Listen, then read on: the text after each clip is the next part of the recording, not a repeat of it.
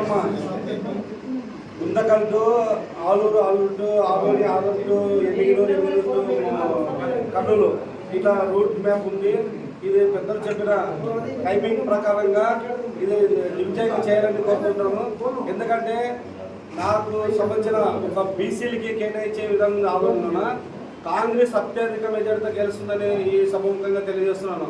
అందుకే బీసీలు కానీ, ఎస్సీలు కానీ, మైనారిటీలు కానీ ఆల్మోస్ట్ ఈ ఇప్పుడుండే పాలనలో చూసి వ్యతిరేకం కలిగి కంపల్సరీగా ఎలక్షన్స్ ఎప్పుడు వస్తుందని ఎదురు చూస్తున్న ఆధునిక ప్రజలు. ఎందుకంటే ఈ అధికార పార్టీలు చేసే అరాచకాలు కానీ, ఇప్పుడు వచ్చిన బీజేపీలో వచ్చిన ఎవరంటే పాకిస్తాన్ది ఆయన నాన్ లోకల్ అటువంటి వ్యక్తులకి ఇచ్చి ఈ ఆధుని కళరాస్తున్నారు. ఇక్కడే పుట్టిన వీళ్ళకు ఇక్కడే లోకల్ వ్యక్తులకి ఇవ్వాలా ఈ విధంగా ఇచ్చి బీజేపీ అంటే చంద్రబాబు, జగన్, పవన్ కళ్యాణ్ అంటే ఆ ఉద్దేశంలో ఉంది కాబట్టి అటువంటి పార్టీకి నమ్మరు కాబట్టి ప్రజలు ముఖ్య అంతో కాంగ్రెస్ పార్టీ బలమైంది.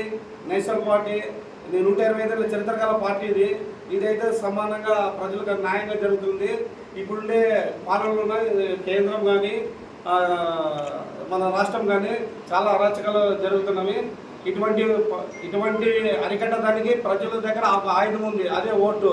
బాగా గుర్తించి కాంగ్రెస్ పార్టీ ఒక ఎంపీ కానీ ఎమ్మెల్యే కానీ వేసి గెలిపించాలని కోరుతున్నాము. ఈ మీడియా ముఖంగా ఒక్కసారి ఆలోచించండి ప్రజలారా.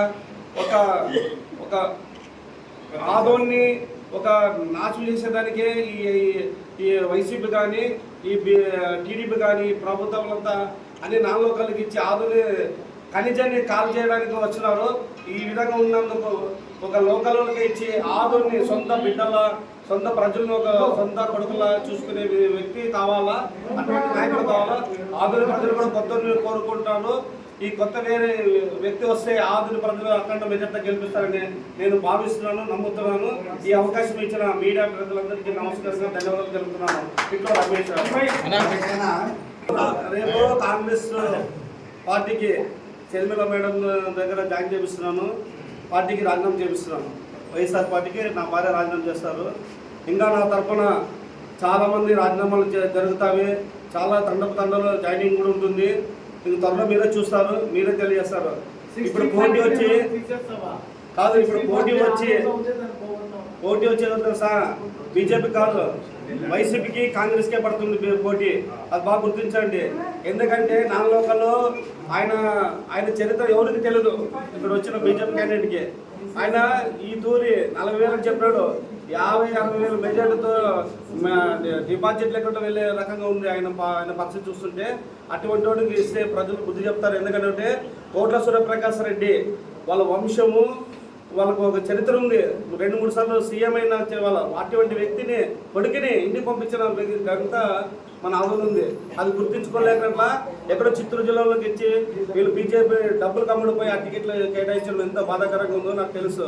ఎందుకంటే దాని బుద్ధి దాని వాళ్ళకి బుద్ధి చెప్పాలనే ఉద్దేశంతో ఈరోజు కాంగ్రెస్ పార్టీలో జాయిన్ అయినాను. కాంగ్రెస్ పార్టీ ఎవరికి ఇచ్చినా అన్న దివసేటని చెప్పినట్ల గార్నికి ఇచ్చినా కూడా మెజార్టీతో చూపిస్తాను. భారీ మెజార్టీ కాంగ్రెస్ మళ్ళీ పూర్వయం తెప్పిస్తాను. నా శక్తిని ఇచ్చి నేను ఈ విరామకంగా తెలియజేస్తున్నాను. ఒక చిన్న విలోపం